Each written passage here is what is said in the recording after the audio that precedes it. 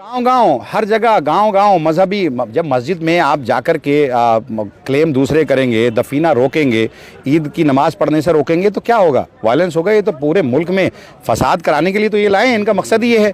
इनकी रोटी, सियासी रोटी बगैर फसाद के सिकती ही नहीं है। ये तो आज बेरोजगारी से लोग परेशान हैं, महंगाई से लोग परेशान हैं, इसमें उलझा कर रख दिया सारे लोगों को। इस वक्त प्रॉपर्टीज में आपको लगता है कि अब चली भी जाएंगी जिस तरह मामला है? क्योंकि अभी तक जो है वो 64-65 प्रॉपर्टीज जाती हुई नजर आ रही है हाथ से। देखिए, इन्होंने तो ले लिया था ना, 123 प्रॉपर्टी तो इन्होंने ले ली थी। एक नोटिफिकेशन जारी करके यूनियन ऑफ इंडिया ने कहा था कि वक्फ जो है इस पे कब्जा किए हुए ये हमारी ज़मीन है।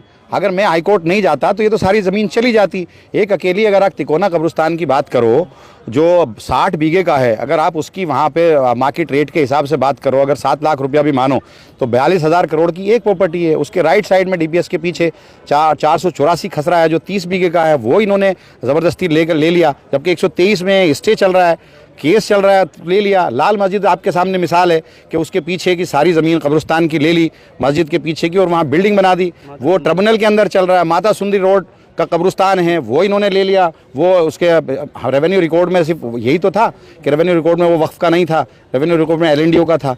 तो आप ट्रिब्यूनल में हैं और हम हाईकोर्ट भी गए तो कहा ट्रिब्यूनल से जब फैसला आ जाएगा तो ट्रिब्यूनल के फैसले को भी ये लोग नहीं मानते, के फैसले को भी ये लोग नहीं मानते। तो कह रहे हैं हम कुछ नहीं लेंगे मुसलमानों के फायदे के लिए। अमानतुल्लाह साहब, अमित शाह ने ये कहा है पार्लियामेंट में कि हम कुछ नहीं लेंगे। आप कह रहे हैं तो यही लिख करके दे दें कि कोई डिस्प्यूट हो या कुछ भी हो, अगर वो पहले से वक्फ बाय यूज़र यूज़ हो रहा है तो उसको हम किसी को टच नहीं करेंगे। एक नोटिफिकेशन ले आए वो। और मुस्लिम जो क्लोज हटाया इसलिए हटाया क्योंकि इनके पास कोई MLA मुस्लिम नहीं है, कोई MP मुस्लिम नहीं है। बाय डिफ़ॉल्ट सरकार चाहे इनकी हो, अगर MLA कोटे से कोई भी इलेक्टेड, जैसे पहले था कि मुस्लिम इलेक्टेड था तो वो दूसरी पार्टी से आता। शाही ईदगाह का मसला आया तो शाही ईदगाह की ज़मीन को बाकायदा उसने एफिडेविट दिया कि हमारी नहीं है। एक नखुंजी मस्जिद है वहाँ, उसके अंदर महरौली के अंदर कई सारी दरगाहें हैं, उस पर उन्होंने जो है क्लेम किया। मैं कह रहा हूँ कि केंद्र सरकार या स्टेट अगर किसी ज़मीन को लेना चाहती है तो CO या जो DM को ये पावर दे रहे हैं तो वो उसको कैसे चैलेंज कर सकता है, उनके खिलाफ कैसे जा सकता है? सरकार के खिलाफ नहीं जा सकता। तो केंद्र सरकार ने एक नोटिफिकेशन जारी किया था 123 प्रॉपर्टीज़ का, और सारी ज़मीनें उन्होंने अपने अंडर ले ली थी। तो मैं क्योंकि इनके अधीन नहीं आता, क्योंकि हमारी अलग सरकार है और ऑटोनोमस बॉडी थी, तो मैंने चैलेंज किया हाई कोर्ट के अंदर और सारी ज़मीनें वापस लेकर आए। एडमिनिस्ट्रेशन कंट्रोल जो है आज भी दिल्ली वक्फ बोर्ड का है और वो केस चल रहा है। तकरीबन 8 लाख प्रॉपर्टीज़ हैं, 8 से 9 लाख, उसमें से 4 लाख प्रॉपर्टीज़ ऐसी हैं जो वक्फ बाय यूज़र हैं। और बहुत सारी प्रॉपर्टी ऐसी हैं जो रेवेन्यू रिकॉर्ड में नहीं हैं, जैसे 123 प्रॉपर्टी दिल्ली के अंदर है, और बहुत सारी ऐसी हैं जो नहीं हैं, इन लोगों ने कब्जा कर लिया। तो ये एक ऐसी चीज़ है जो ज़माने से चली आ रही है। कई सौ साल हो गए हैं वक्फ बाय यूज़र इस्तेमाल करते हुए वक्फ पे। तो इसमें पूरी तरह से हमें उम्मीद है कि इसमें हमें राहत मिलेगी।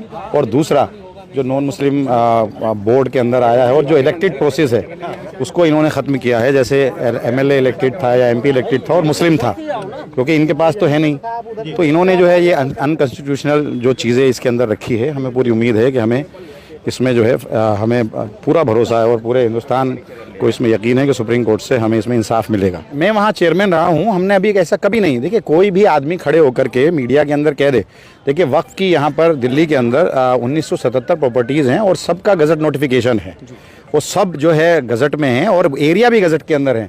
जबकि मैं चेयरमैन था तो हमने सारे केसेस जीते। अब जब इनका, जैसे मैं मिसाल देता हूँ कि ये सारी चीज़ें, अब उसके बाद जब मैं 2023 में चेयरमैन नहीं रहा, पद से हट गया, तो अब रेवेन्यू जो सेक्रेटरी है वो जो है उसको देख रहे हैं। तो शाही ईदगाह का मसला आया तो शाही ईदगाह की ज़मीन को बाकायदा उसने एफिडेविट दिया कि हमारी नहीं है। एक नखुंजी मस्जिद है वहाँ, उसके अंदर महरौली के अंदर कई सारी दरगाहें हैं, उस पर उन्होंने जो है क्लेम किया। मैं कह रहा हूँ कि केंद्र सरकार या स्टेट अगर किसी ज़मीन को लेना चाहती है तो CO या जो DM को ये पावर दे रहे हैं तो वो उसको कैसे चैलेंज कर सकता है, उनके खिलाफ कैसे जा सकता है? सरकार के खिलाफ नहीं जा सकता। तो केंद्र सरकार ने एक नोटिफिकेशन जारी किया था 123 प्रॉपर्टीज़ का, और सारी ज़मीनें उन्होंने अपने अंडर ले ली थी। तो मैं क्योंकि इनके अधीन नहीं आता, क्योंकि हमारी अलग सरकार है और ऑटोनोमस बॉडी थी, तो मैंने चैलेंज किया हाई कोर्ट के अंदर और सारी ज़मीनें वापस लेकर आए। एडमिनिस्ट्रेशन कंट्रोल जो है आज भी दिल्ली वक्फ बोर्ड का है और वो केस चल रहा है। अगर इन्हीं का होता, ये डिविजनल कमिश्नर जो आज है या जो CO है अगर आज है, तो आप उम्मीद कर सकते हैं कि रेवेन्यू सेक्रेटरी का या रेवेन्यू जो केंद्र सरकार यूनियन ऑफ इंडिया के ख़िलाफ़ वो चला जाता, कभी नहीं जाता। तो यही एक साजिश है इनकी कि स्टेट का ही आदमी इनका जो है सीईओ वो सीईओ रहे, स्टेट का ही चेयरमैन रहे, और डीएम को सबसे ऊपर जबकि रखा गया है। जबकि मैं यहाँ चेयरमैन था, हमारे जो ऑर्डर होते थे, बोर्ड के जो ऑर्डर होते थे, उसको जो है कोई सुपरसीड नहीं कर सकता, सिर्फ एलजी सुपरसीड कर सकता था।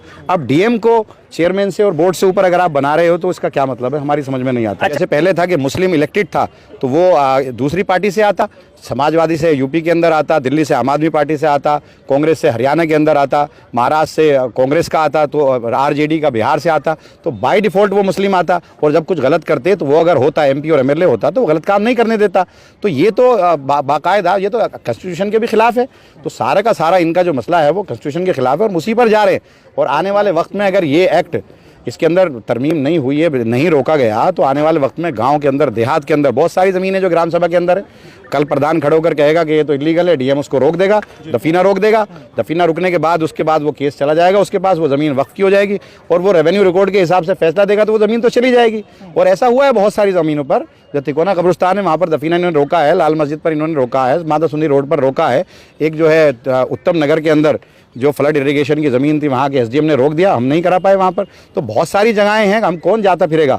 अगर कोई भी कंप्लेन करेगा तो कंप्लेन को अटेंड करके वो वहाँ पे दफीना रोक देगा, नमाज अगर मस्जिद होगी तो नमाज रोक देगा। तो वक्फ बाय यूज़र में तो ये करेंगे, तो वो कहेंगे जितनी भी प्रॉपर्टी हैं, अगर वो 9 लाख प्रॉपर्टी हैं, 9 लाख प्रॉपर्टी में से एक भी प्रॉपर्टी को हम मुसलमानों से नहीं लेंगे तो मैं मानने को तैयार हूँ। हाँ जी ये ठीक कह रहे हैं, सच बोल रहे हैं, लिख कर दे एक एक प्रॉपर्टी का, क्यों नहीं लिख कर दे रहे। उम्मीद है, अभी तो नहीं कहा जा सकता, कल के लिए छोड़ा है, तो अभी फैसला जब तक नहीं आएगा तब तक नहीं कहा जा सकता। बहस होनी है और इसमें सारे लोगों ने अच्छे से अपने पॉइंट रखे हैं और सारी चीज़ें समझ आ रही हैं। ने जो मुर्शिदाबाद में हिंसा है या और बिल्कुल जो चिंता जताई है वायलेंस को लेकर सुप्रीम कोर्ट ने जो है वो ये तो गांव-गांव हर जगह गांव-गांव मजहबी, जब मस्जिद में आप जाकर के क्लेम दूसरे करेंगे, दफीना रोकेंगे, ईद की नमाज पढ़ने से रोकेंगे तो क्या होगा, वायलेंस होगा। ये तो पूरे मुल्क में फसाद कराने के लिए तो ये लाए हैं, इनका मकसद ही ये है।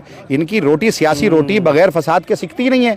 ये तो आज बेरोजगारी से लोग परेशान हैं, महंगाई से लोग परेशान है, इसमें उलझा कर रख दिया सारे लोगों को।